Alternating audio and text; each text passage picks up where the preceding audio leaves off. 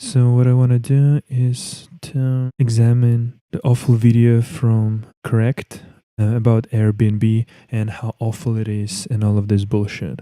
So In case you don't know what Airbnb is, it's a website where people can list their spare rooms or homes or apartments for short-term rental by other people, along the lines of booking a hotel room. And in 2014, Ari Taman rented out his Manhattan apartment to other people through Airbnb. When he happened to return to it later that night to pick up some luggage, he found condoms, liquor, his own flipped-over furniture, and internet-wide advertising for a $20 per entry orgy. sure, one person's experience can definitely define the industry, how you rule, how you constrict, or what kind of laws you're making. Surely.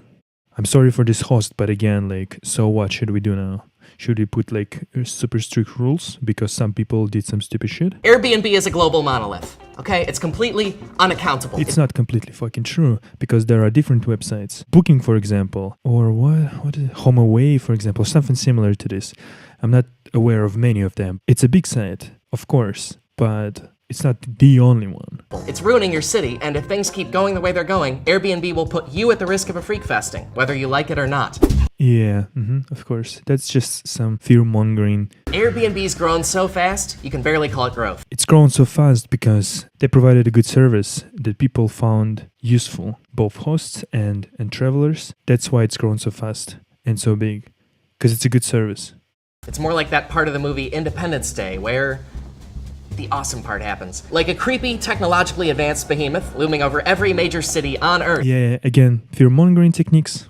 And went global before most people had ever heard of it. Really, according to a Pew Internet survey, more than half of Americans still haven't heard of Airbnb. Because Americans don't know shit about the world. It's supposed to prove what? And its growth is relentless. As soon as a country opens its doors to capitalism, like Cuba started to last year, Airbnb is there to literally rent access to the country's stores. Oh yeah. Poor fucking countries that want to experience market instead of some fucking shit like USSR had with planned economy and other very great stuff, like taking fucking property from owners of the land, making some fucking farms, collective farms there. Yeah, because this definitely worked out much better than capitalism, right? What is bad about countries is opening up a bit. Maybe there are some beautiful places and people own some property there. Countries opening up, these people who own property, they want to fucking have some money, right? Because I'm assuming Cuba is not the most wealthy society. So obviously people want to make some money because they have property in some pretty places. Why not to do it? Why would you forbid this? What's so bad about it? I don't get it at all. That's just stupid. Again, that's just stupid nonsense. These words he's spitting out of his mouth, they're just stupid nonsense. It doesn't make any sense. And Uber and Lyft changed the taxi game. Airbnb changed the shelter game. Yeah, Uber and Lyft changed the taxi game because taxis usually are fucking expensive. They're slow. They don't give a fuck about you because they don't have any accounts. Like, if you had bad experience in taxis, which I had many times, I didn't, admittedly, I've never used Uber or Lyft, but I've used fucking normal taxis. And very often they're fucking terrible. But what should you do? Like, driver doesn't have an account that you can rate him, for example, or the company. Well, okay, maybe sometimes in some cities, if you live there long enough, you know which taxi companies you should call and which one you shouldn't because they're fucking shit or very expensive. But in general, like, these companies, they changed something to the better, so the customers fucking want to use them, obviously. That's nonsense. And all those companies self-describe as members of the sharing economy. Yeah, sharing economy is a bit of a, not a great word, because, yeah, it's not really like sharing something. Although, again, like, if someone owns the property and share it, like a room or something, that's completely different. It is kind of sharing. Yeah, you wanna people to pay you for this room, but that's a bit different. But anyway, like, just bad use of words like sharing economy, all of this. How should it prove that Airbnb is bad somehow?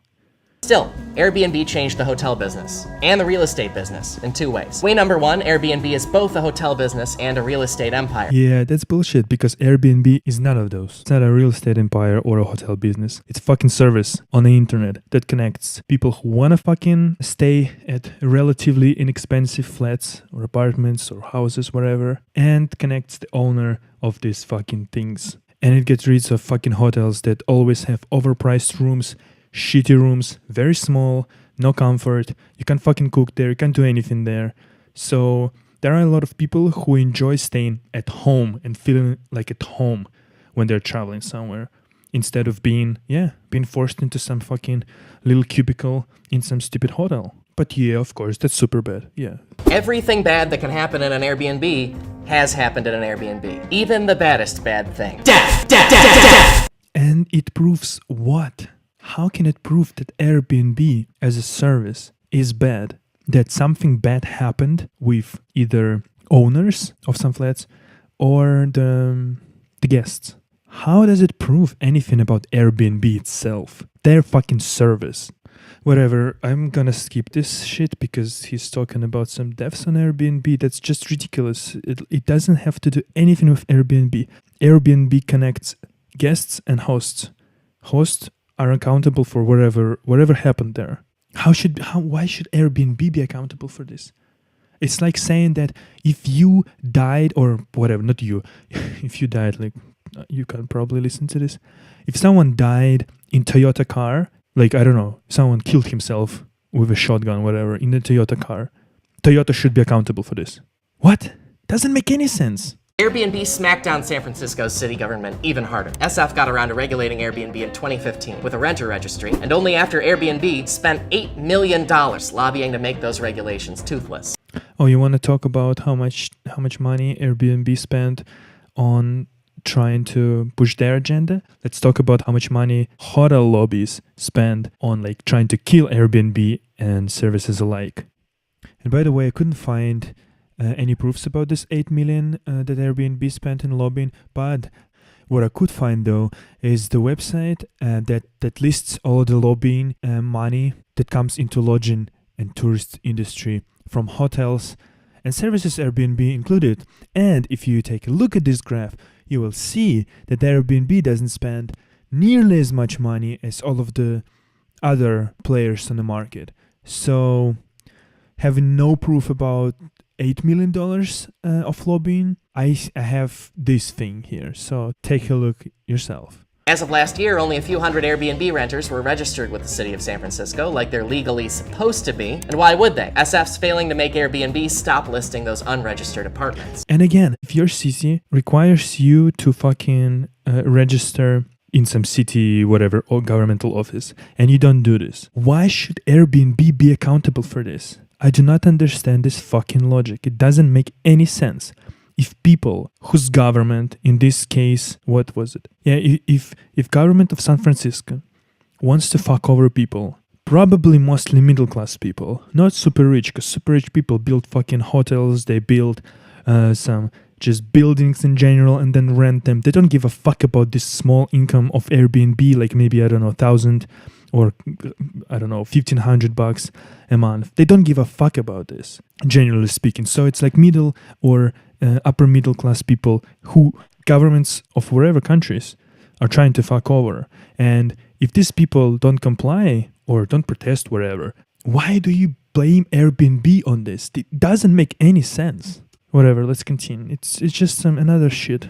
And remain proud, symbolic bald eagle, because the rest of the world sucks at this too. The European Union started thinking about Airbnb regulations this summer, and while they did nothing, Berlin mostly banned it, Barcelona recently fined Airbnb and is considering a ban, Iceland's about to regulate it much more heavily, Paris encourages residents to rat out their neighbors for illegal Airbnb hosting, as if that'll help, and outside the EU, Airbnb's facing everything from a shutdown of 95% of their listings in Taipei, to legal challenges across Australia and a shutdown of its alleged party houses outside Sydney, to a proposed Japanese law that would make almost all Airbnb rentals illegal nationwide. The fact that European countries, in some cities, in some countries, doing stupid shit of prohibiting Airbnb, blocking it, doing this crazy, outrageous shit, doesn't prove anything besides that government usually sucks.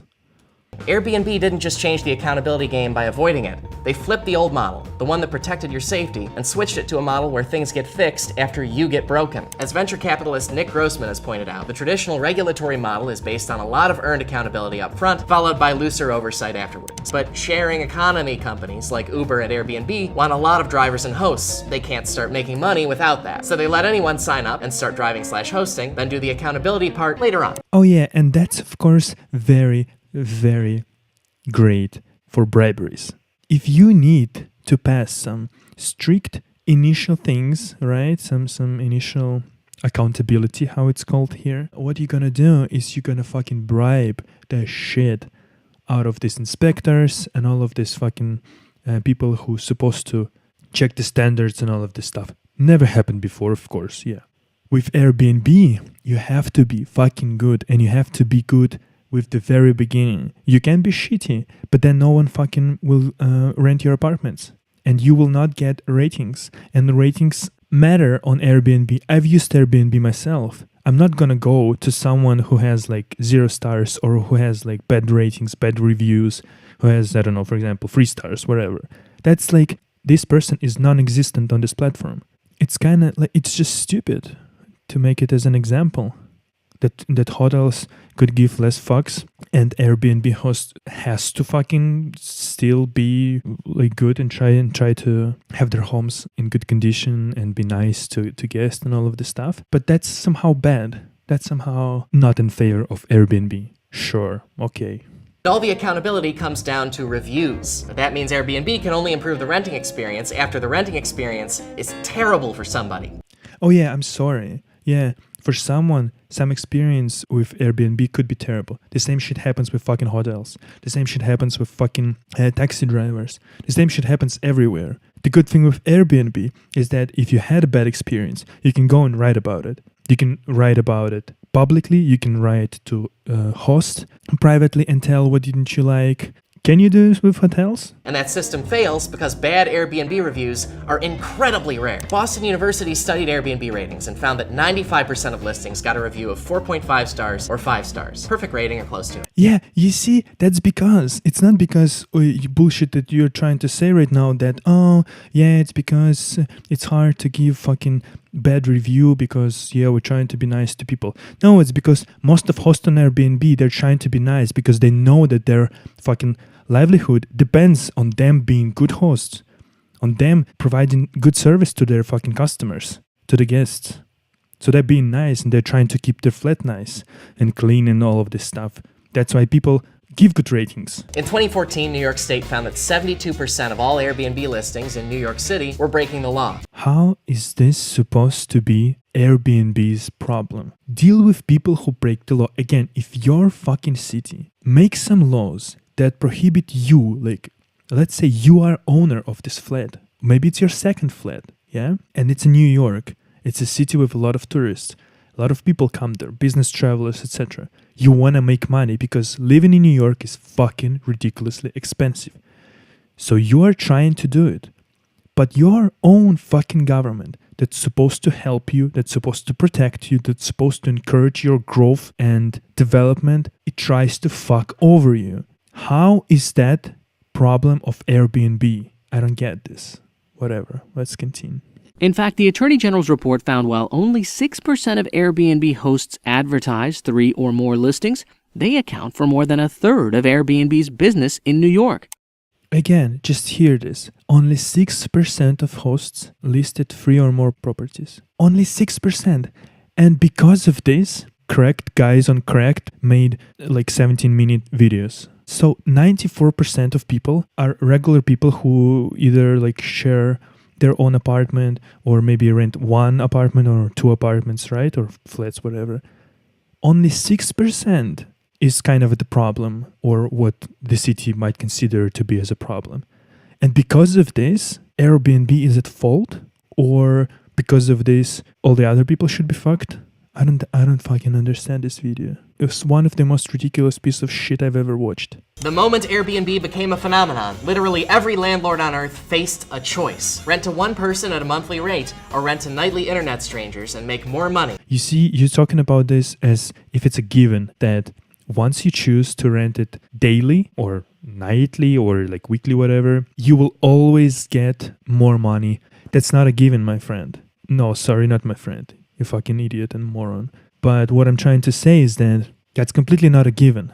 It's a fucking risk, and you taking this risk and reward for this risk sometimes could be that you will get more money. But also, if you just rent a flat for a month, it's the job of a person inside a flat to clean it, to like keep it to keep the bed sheets clean, whatever, like to wash everything and all of this stuff. It is your problem when you rent it overnight. Because the next day you come and you need to fucking clean everything. You need to throw away your trash. You need to fucking vacuum clean, wash the fucking everything, change the bed sheets. It's a lot of work. You're not going to believe this. And you got to do this.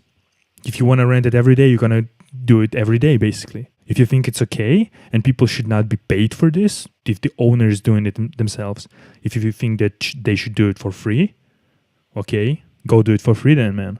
So very quietly, all over the world, local residents are watching their city give them that speech from The Departed. Again, all this video is doing is fear-mongering you. I don't like this. And the scariest thing is that Airbnb is the cause of and solution to. Oh yeah, of course. Again, not the fucking government that decides to say, fuck you people, we're not gonna provide you more flats, we're not gonna build flats so we could rent it to you, like at lower prices or something like that. No, you're in this world by yourself, go fuck off. But that's definitely Airbnb's problem. They're at fault, of course. Sharing economy is a perfect platform for our existing prejudices and racism because Airbnb renters and guests are judged by their face and potentially ethnic name. Studies find black hosts and guests have a demonstrably harder time on Airbnb. Same goes for the LGBT community. Fair housing laws can't protect Airbnb renters from nutty afraid people. Okay, and now we're getting again to this fucking shit about some fucking prejudice, about racism, about all of this stupid bullshit. I couldn't give a fuck less who rents me a flat. If it's a good price, if it's in a good district, whatever district I need, in whatever city I need, it has good ratings, good reviews, it has nice pictures, for example. Maybe it could have like just very few ratings or reviews, but it has nice pictures. Why should I care about the owner of this flat if what I need is a place to stay? Why should I care about the guy or girl who will give me the keys, we will meet for 5 minutes, and then we will meet maybe for 5 minutes when I will be going out of their apartments? It's not a fucking Tinder that you judge by the faces. On Airbnb, you barely see the face of the fucking owner. You see pictures of a flat. You see description, you see prices, you see ratings, you see reviews. Have you ever opened Airbnb? Have you seen how it looks?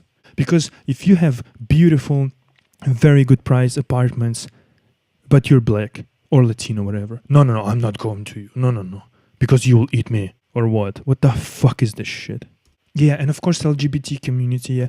Why should I care about LGBT fucking issues when I want to stay somewhere? Why should I even have this idea that this girl or whatever ZX fucking shit that you want to call yourself is giving me this flat, right? It's owning this flat. I don't care about it. I want a flat. I don't care who is behind this flat. That's just ridiculous. Look what Uber CEO Travis Kalanick said on national television, you guys, about Uber's plan to switch over to self-driving cars. Again, now we have example about Uber when we are talking about Airbnb. Whatever. That's not an argument. I haven't seen video this terrible in a very long time. And the fact that it has more than 12,000 likes and only 3,000 dislikes kind of shows me that something is wrong. To blame Airbnb with every fucking problem that some major cities have now, it's ridiculous. I want to say that most of the time, more regulation is bad. If government wants to tell me what I should or what I could and couldn't do with my own property that I own, that's insane. That's just insane. I understand if, for example, in Germany, if you are renting a place from the government, because you're living in a government-built house, and you turn this place into a rental place, that probably shouldn't be legal. It shouldn't be legal. Because government built some flats, and they rent it to people who need it, who are poorer than usual, for example, who like you need to meet some criteria to get these flats, for example. So it's up to government to say what are the conditions and what you can and what you cannot do with these flats. But until they're governmental flats, you can't do whatever the fuck you want with them. Although even in this regard. I know that there are programs like when you're living, I don't know, 5-10 years in a governmental flat, you can eventually buy it from the government basically, and then it becomes your property. Then you can do whatever the fuck you want with them. But this is the only thing I can see where government could tell you what you cannot do because it's a governmental property. But if it's your own flat house, whatever it is, I think it should never be, in any situation, in any circumstances, in the governmental power to tell you that you could not and should not do certain things with your own property. This is just insane. Whatever, this cracked piece is a shit piece. I despise it. I will say like this. It brings more bad than good to the world. And I would glad if it never existed on the internet, but because it is, I had to make this video. Subscribe, guys, and take care.